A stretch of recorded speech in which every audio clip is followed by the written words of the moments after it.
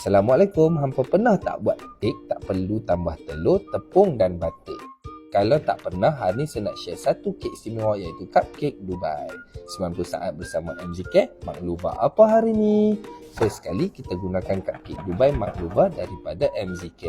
Cara dia senang je, masukkan satu sachet maklubah ke dalam bekas. Tuangkan 60ml air ke dalam serbuk maklubah tadi. Kacau sehingga sebati. Senang kan? Senang sangat-sangat. Tak perlu tambah telur, tak perlu butter dan cuma hanya air sahaja. Dah well mix tu, masukkan dalam microwave.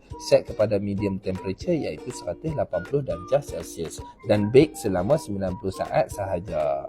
Maklubah ni tak perlu lama, dah direka khas untuk cepat, mudah dan sedap. Tara, siap dah maklubah coklat kita.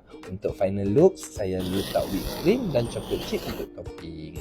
Nak lagi sedap, saya cicah dengan coklat sos yang saya dah sediakan tadi.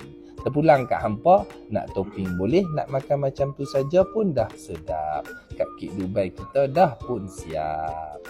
Cupcake Dubai, maklubah.